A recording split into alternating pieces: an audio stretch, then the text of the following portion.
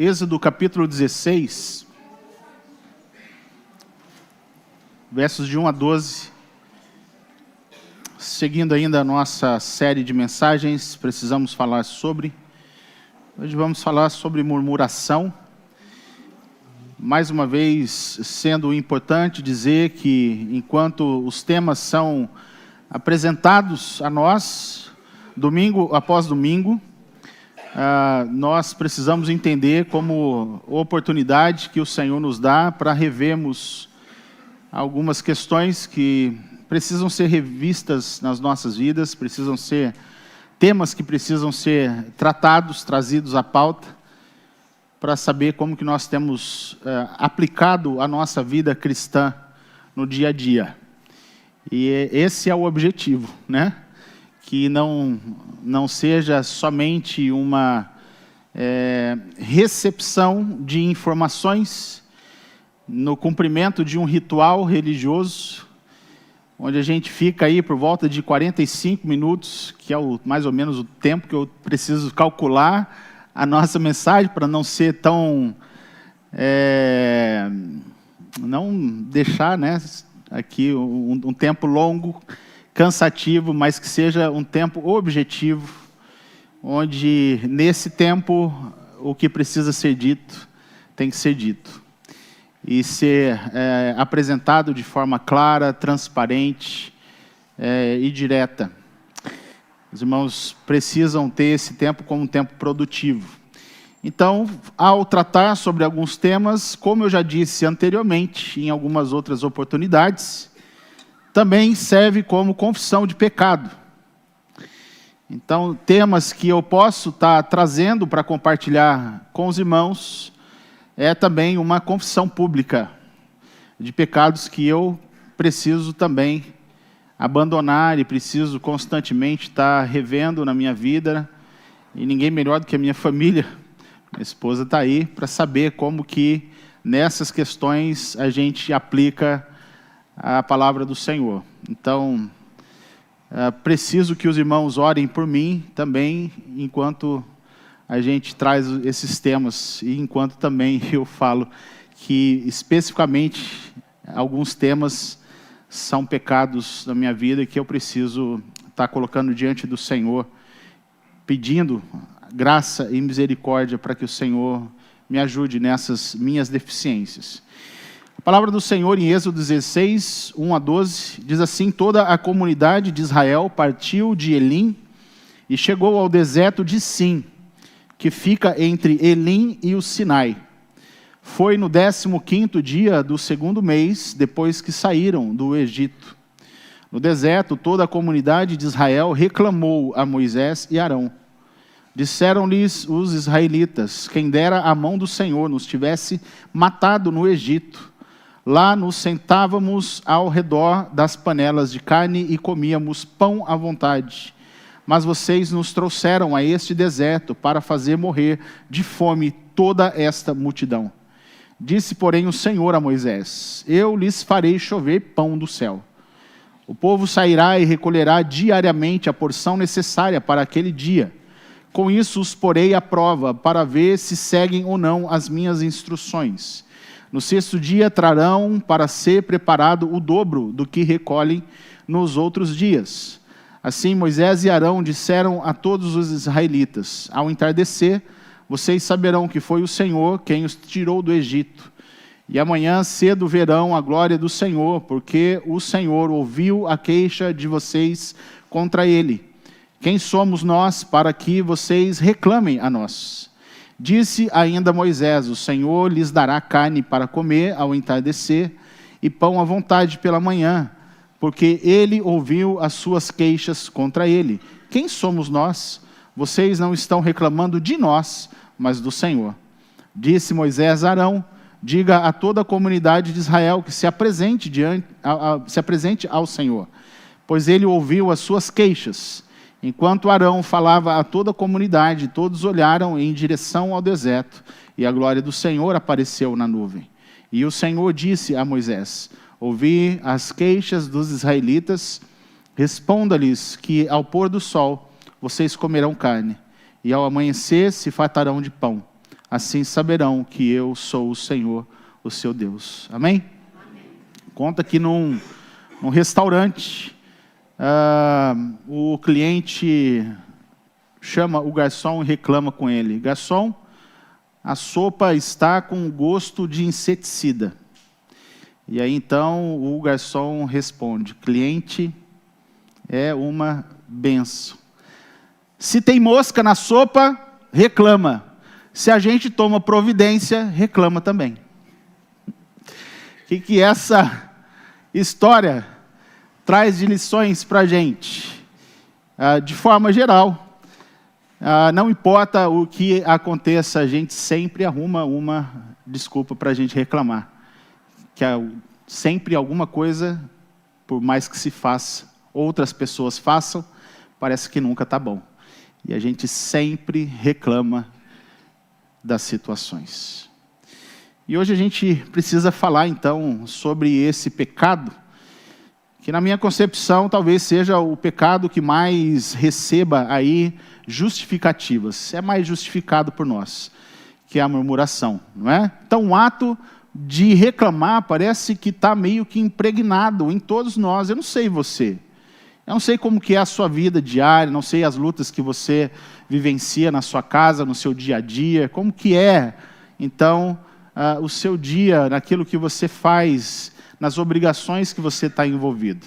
Mas certamente todos nós temos, a gente sempre tem alguma coisa para fazer, sempre acontece alguma coisa, e talvez consciente ou inconscientemente a gente sempre reclama de alguma coisa. Parece que nada do que acontece, das situações que a gente vivencia, parece que se enquadra, que se encaixa dentro da nossa vida para que possa, então, de repente, trazer algum motivo para a gente, então, levantar as mãos aos céus e a gente agradar o Senhor por absolutamente tudo aquilo que o Senhor nos dá, nos permite vivenciar também.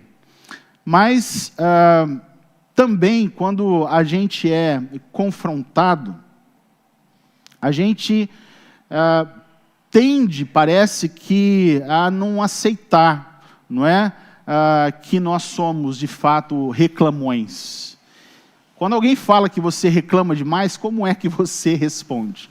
Não, eu não me acho, eu não me vejo como murmurador.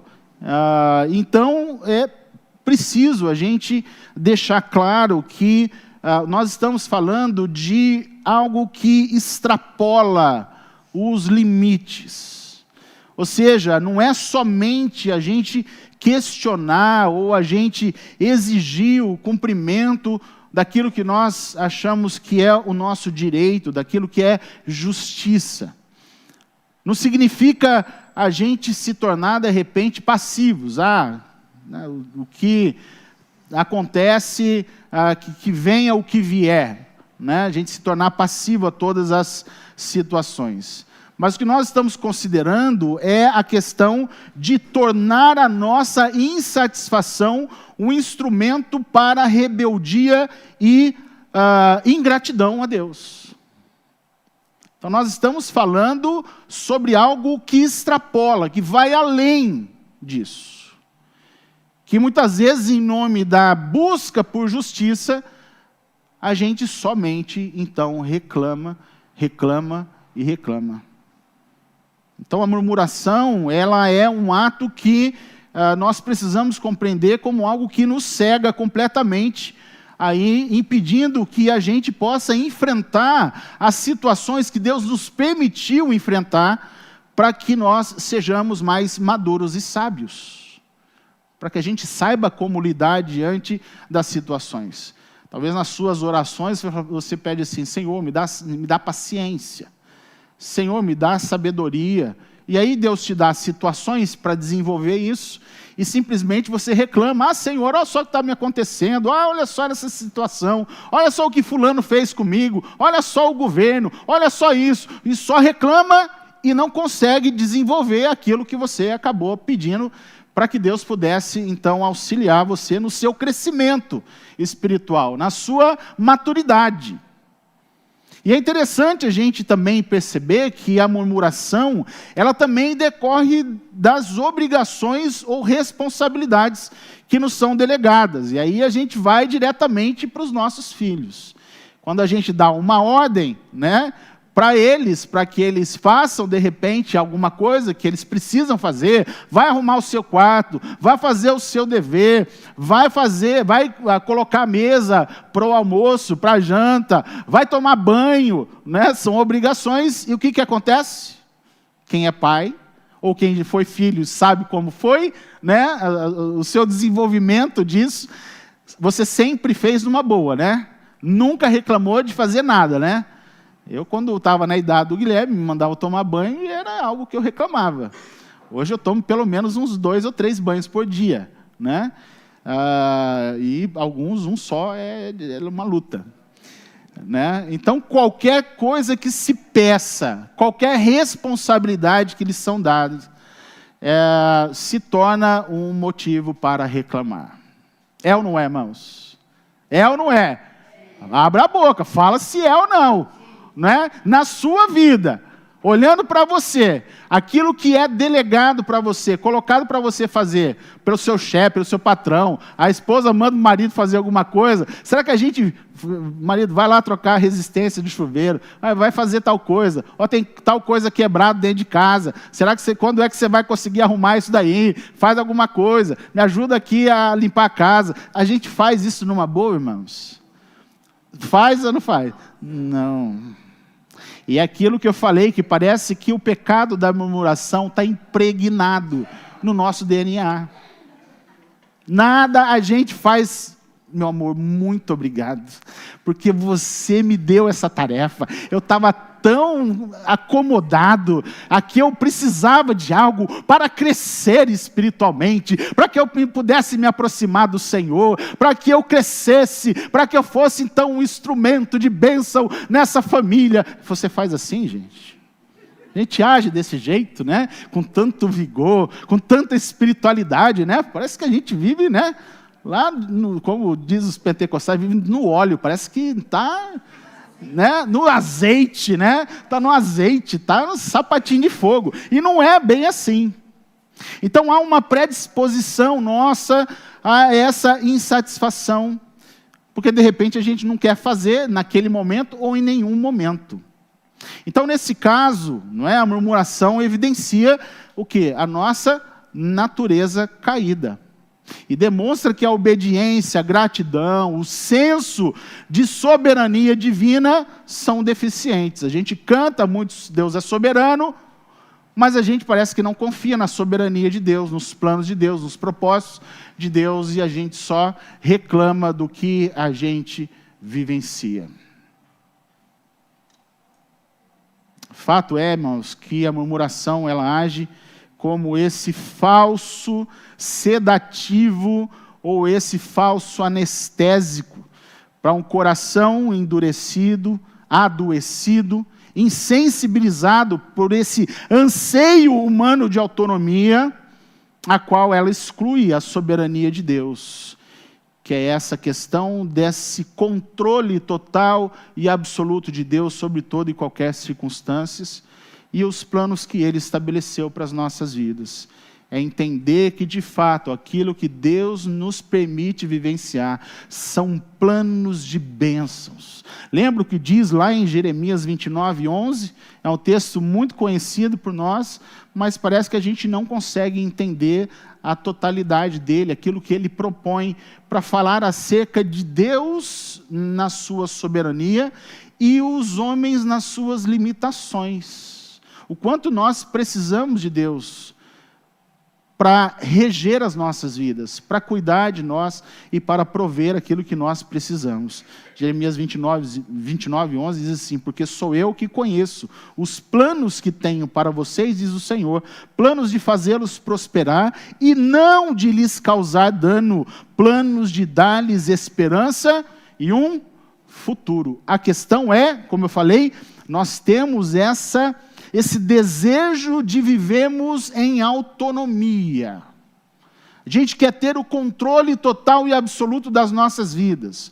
E quando a gente reclama, parece que isso vem como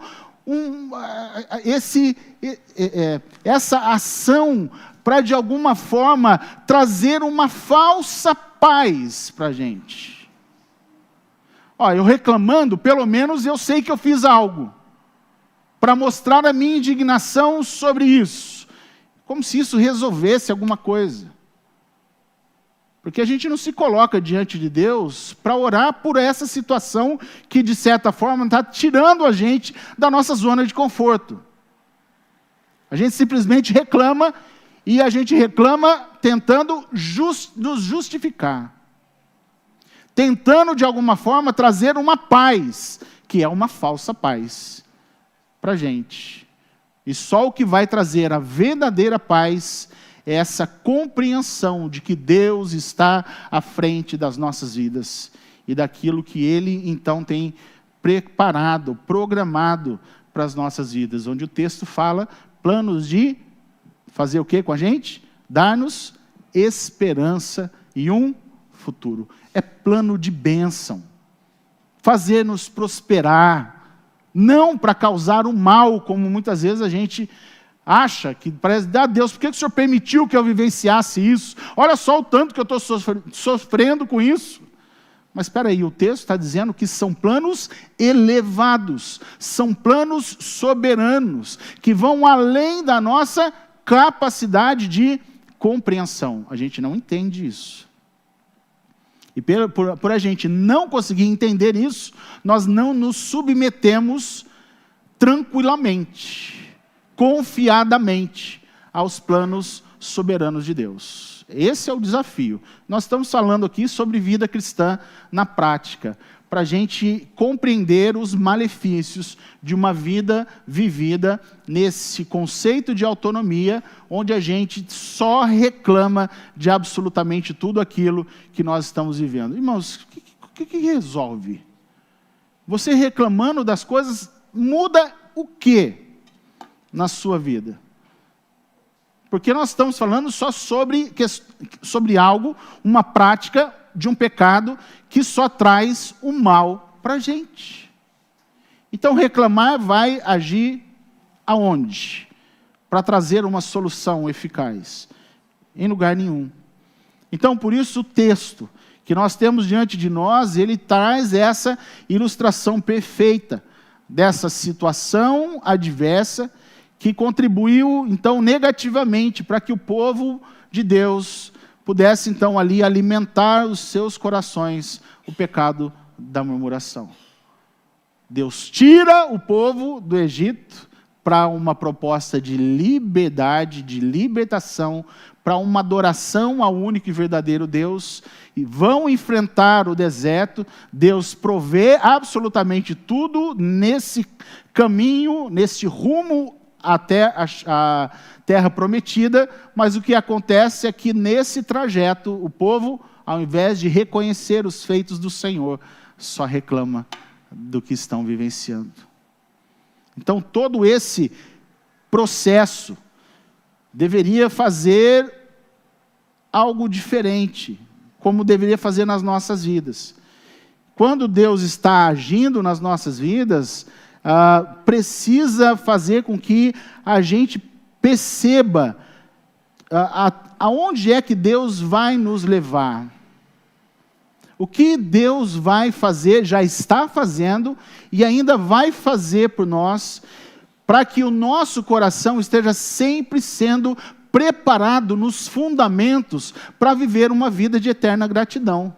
Eu era escravo, fui liberto, o Senhor está me levando para um lugar onde eu vou poder ser escravo de Deus, ou seja, viver uma vida livre, como servo do Senhor, como povo de Deus, tendo agora uma identidade como povo de Deus. Então isso vai animando o povo. Então não é para reclamar se o Senhor está me tirando de um lugar de morte e me levando para um lugar de vida. E vida somente aonde Deus preparou para cada um de nós. Será que a gente consegue perceber isso?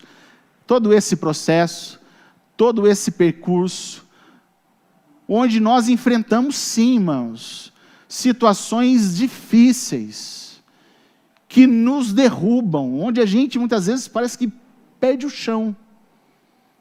Mas será que Deus não está dentro desse processo? Quem foi Deus na nossa vida, no passado? Quem é Deus durante o nosso presente? O que as Escrituras falam sobre quem é Deus na nossa vida futura? Quanto à eternidade, quanto a uma vida com Ele, livre, isenta de todo sofrimento, de toda dor. Não são as Escrituras que falam que quando nós tivermos Ele enxugará dos nossos olhos toda lágrima. Lá não haverá o quê? Choro e nem ranger de dentes, nem sofrimento, nem angústia. Esperança é aquilo que o texto aqui de Jeremias fala, é dar-lhes esperança e um futuro. Então, o capítulo 16 é essa descrição de como que então um povo que, embora receba a dádiva de Deus, essa dádiva da libertação da escravidão, embora tenha recebido uma promessa de uma terra abençoada para viver em adoração ao Senhor, ainda permanece com o coração ainda escravizado e enraizado pelo pecado. Olhando para as nossas vidas, irmãos, como é que se encontra o nosso coração nesse sentido? Se já houve um processo de libertação, por que a gente ainda continua a reclamar das coisas, sem compreender o processo de salvação nas nossas vidas? O momento do conhecimento de Deus, o processo do trabalhar do Senhor nas nossas vidas, nos moldando, nos abençoando, para fortalecer a nossa fé, as nossas convicções. Como é que tem sido isso na sua vida? Para que o pecado da murmuração ainda continue sendo algo presente, que você não e eu não nos damos conta de como isso afeta a nossa vida e também todo o nosso entorno, as nossas famílias, porque a gente precisa olhar ao nosso redor. A gente precisa olhar para dentro de nós precisamos olhar para fora de nós, para a gente olhar o que Deus nos tem feito em nós e como que Deus tem nos abençoado com muitas coisas. Vanessa mesmo falou. Você tem onde morar? Seja grato. Ah, Senhor, mas a minha casa está com uma infiltração. Ah, Senhor, mas a minha casa só cabe um carro, não cabem dois, e eu queria tanto ter dois. Ah, Senhor, olha só, o meu banheiro é tão pequenininho, minúsculo, não dá nem para colocar uma jacuzzi aqui, né, uma banheira com hidromassagem. Oh, Jesus, quanta miséria, quanta dificuldade, olha quantas pessoas têm, olha só os líderes religiosos, eles lá têm uma casa multimilionária, ó Senhor, e a gente começa a reclamar, olhando para os outros, não é? E a gente não dá graças ao Senhor por aquilo que a gente tem. Não é assim, irmãos? Não é para a gente rever todas essas questões na nossa vida? E é interessante também, irmãos, a gente compreender que esse pecado ele não pode jamais ser eliminado dos nossos corações, enquanto os nossos corações ainda permanecem subjugados por esse sistema opressor. É o papel do Egito. O que o Egito faz? Oprime. Oferece, a princípio, ali uma carninha, né, cozida, oferece ali uma alimentação, mas o que Deus tem para oferecer é mais que isso. É pão do céu caindo, é a provisão no deserto frio à noite, o Senhor envia uma coluna de fogo, e no deserto, no calor do meio-dia, o Senhor manda uma coluna, uma nuvem para poder nos proteger, para que a gente não se queime no calor do deserto. Proteção de Deus, cuidado, provisão do Senhor. Aí é onde também a gente passa a entender um pouco o que João, lá no capítulo 2, de 1 João, capítulo 2, verso 15 a 17. Quando a gente fala sobre esse sistema opressor, que engana a gente com falsos suprimentos, falsas esperanças que não satisfazem absolutamente nada a gente pode olhar para esse texto de 1 João, capítulo 2, e entender quando João fala, não amem o mundo, nem o que nele há. Se alguém ama o mundo, o amor do Pai não está nele. Pois tudo o que há no mundo, a cobiça da carne, a cobiça dos olhos, a ostentação dos bens, não provém do Pai, mas do mundo. O mundo e a sua cobiça passam, mas aquele que faz a vontade de Deus permanece para sempre. Não amem o mundo, porque o mundo, o sistema opressor, vai tentar enganar você com algumas ofertas. Mas lembre-se que aquilo que Deus nos oferece não é passageiro. Não é transitório. Nós estamos falando sobre algo eterno, algo que perdura. Lembra o encontro de Jesus com a mulher samaritana? Porque ela só queria uma água que, de repente, para que ela pudesse beber, ela não está entendendo a conversa de Jesus, mas ela acha que, de repente, bebendo essa água, de repente ela não precisaria voltar mais para buscar água naquela fonte. Jesus não está falando sobre isso. Não é só fazer com que ela não possa passar vergonha por ser quem ela é. Ela precisa saber que a água que Jesus oferece é uma água que, quando ela beber, vai jorrar vida dela, para transformar completamente a vida dela, para fazer com que toda a sua vergonha, toda essa consciência do seu pecado, possa fazer com que ela, olhando para Jesus, ela veja alguém que pode purificá-la por completo. Transformar a vida dela. Então eu quero destacar com os irmãos, dentro desse texto, 3 verdades que nós precisamos conhecer para que o pecado da murmuração não nos torne um povo ingrato e rebelde, passíveis do juízo de Deus. É isso que acontece. Quando a gente só reclama, a única coisa que nos resta é receber do Senhor a punição necessária por sermos ingratos diante daquilo que a gente tem feito com o que a gente tem recebido do Senhor. Sabe aquela criança que recebe, ela pede algo, recebe do pai o presente, daqui a pouco ela desfaz daquilo, nem agradecer, agradece direito.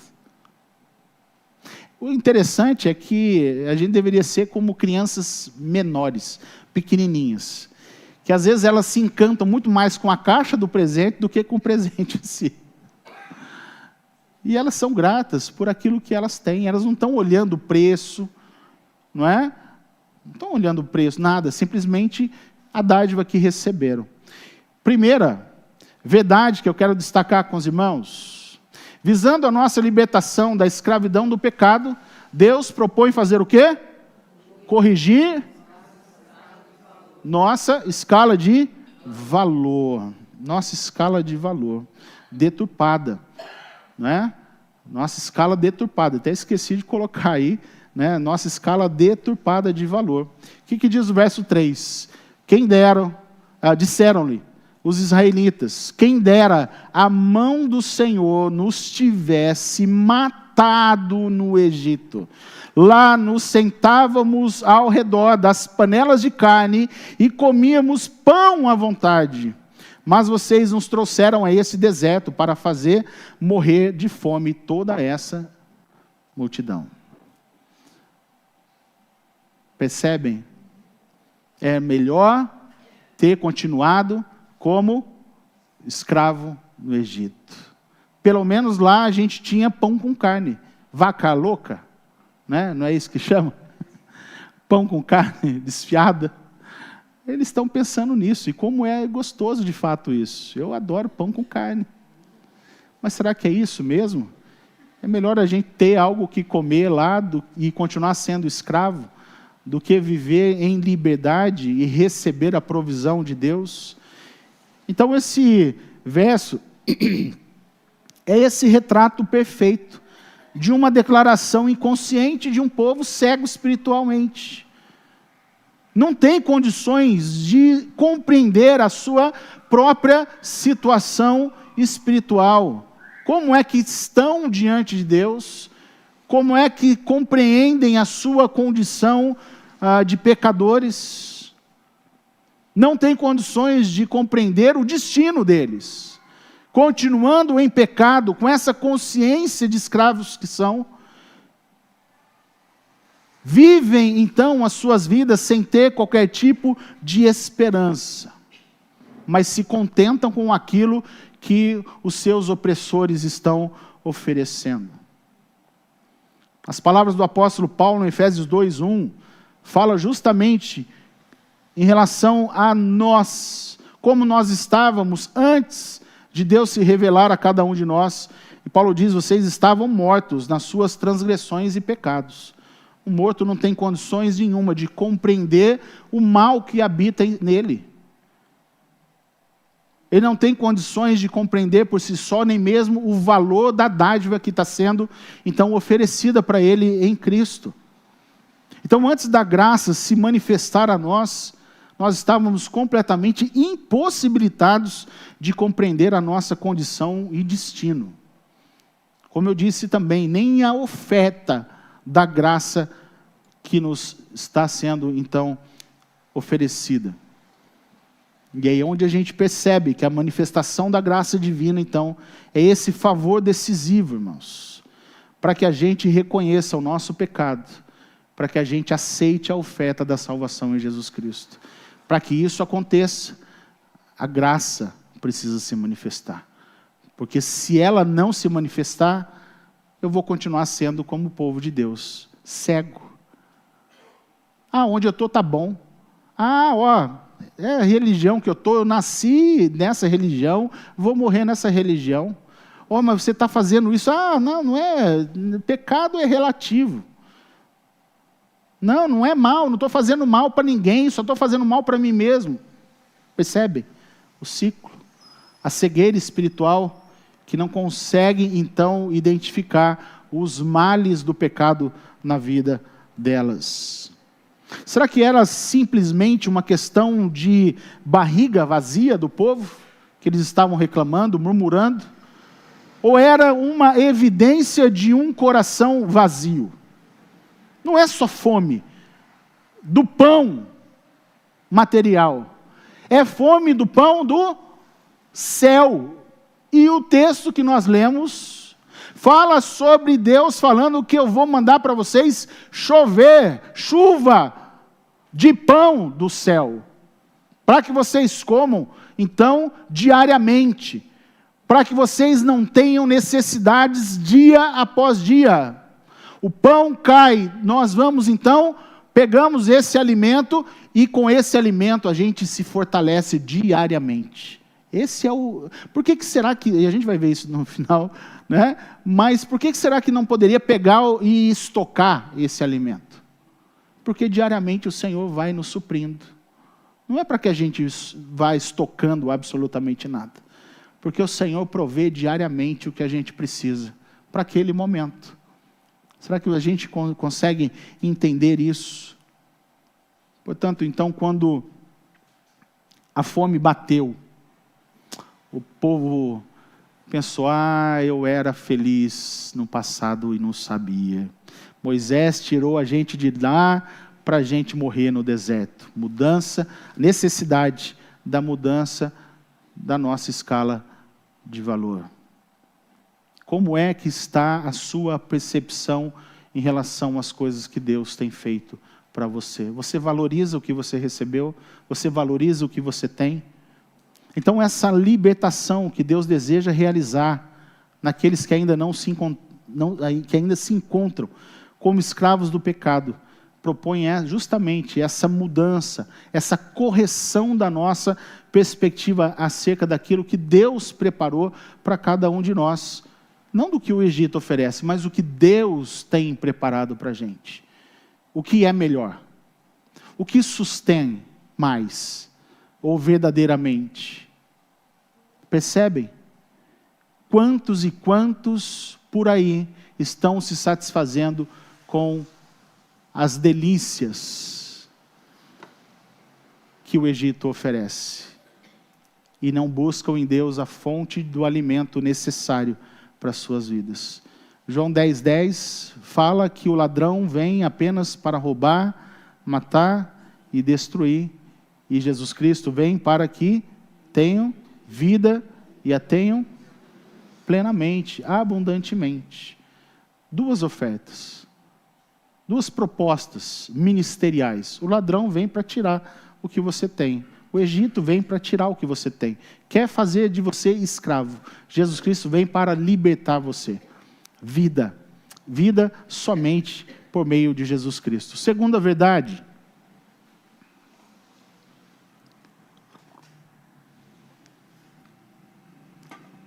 Visando a nossa libertação. Primeiro, visando a nossa obediência integral, Deus nos prova e provê os recursos necessários para enfrentarmos as adversidades. Verso de número 4, disse, porém, o Senhor a Moisés, eu lhes farei chover pão do céu. O povo sairá e recolherá diariamente a porção necessária para aquele dia. Com isso os porei à prova para ver se seguem ou não as minhas instruções. E é interessante, irmãos, a gente perceber que provisão nem sempre é sinônimo de obediência. É verdade ou não é? Porque às vezes Deus provê para a gente, mas muitas vezes nós não permanecemos obedientes a Ele como deveríamos. Então Ele abençoa, mas uma bênção não necessariamente vai nos tornar servos obedientes, o que é uma responsabilidade, uma obrigação nossa sermos. O que Ele requer de nós é só isso. Eu vou prover para você o que você precisa para enfrentar, então, todo esse trajeto até a terra prometida. A única coisa que eu peço para vocês é que vocês sejam obedientes. Mas, irmãos, quantas e quantas vezes tem sido difícil obedecer ao Senhor de forma integral? Por isso que a gente murmura, por isso que a gente reclama. Porque as coisas que nos são estabelecidas na palavra, em termos de conduta que é necessário a gente viver, a gente fala assim, isso aí não, é demais para mim, isso que está me colocando. E aí a gente pode colocar uma lista grande de coisas que a gente precisa fazer e muitas vezes a gente reluta. Perdoar o irmão, sermos fiéis, não é? A gente auxiliar as pessoas, servir uns aos outros, toda mutualidade é difícil para a gente. Então a gente reclama do Senhor, mas o Senhor continua provendo aquilo que a gente precisa. Então, toda aprovação que o Senhor coloca para nós tem um objetivo final. Não é só dado aquilo para a gente sem que tenha um objetivo, que é tornar você um servo aprovado. Você compreende isso? Fazer de você um crente melhor, carimbado, com o selo de aprovação. Então, enquanto Deus está provando o seu povo, também é um tempo de provisão do Senhor. Não somente Ele dá a prova, mas Ele provê os recursos que a gente precisa para enfrentar as lutas do dia a dia. No texto de Tiago 1, 2 a 4 e 1 Coríntios 10, 13, eu vou ler para os irmãos só para a gente ganhar um pouco mais de tempo. Diz assim, meus irmãos, considerem motivo de grande alegria o fato de passarem por diversas provações, pois vocês sabem que a prova da sua fé produz perseverança, e a perseverança deve ter ação completa, a fim de que vocês sejam maduros e íntegros, sem lhes faltar coisa alguma. E aí então o texto de 1 Coríntios 10, 13 diz assim, não sobreveio a vocês tentação que não fosse comum aos homens, e Deus é fiel, e Ele não permitirá que vocês sejam tentados além do que podem suportar, mas quando forem tentados, Ele mesmo lhes providenciará um escape para que o possam suportar. Provação vem com provisão. Certo? Você consegue perceber que o Senhor também tem dado recursos espirituais para você enfrentar essas lutas de ordem espiritual? Não é aleatório. Deus tem um propósito. E o propósito diz respeito a tornar você um crente maduro, íntegro.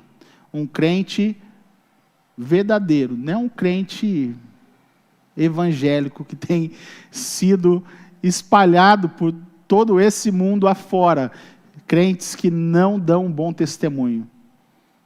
Só levam o nome evangélico, mas não tem nada de evangelho na vida dessas pessoas. O que Deus requer somente de nós é que sejamos obedientes a Ele. Portanto, irmãos, o pecado da murmuração vem da onde? Vem da nossa falta de fé na provisão do Senhor. E é provisão diária.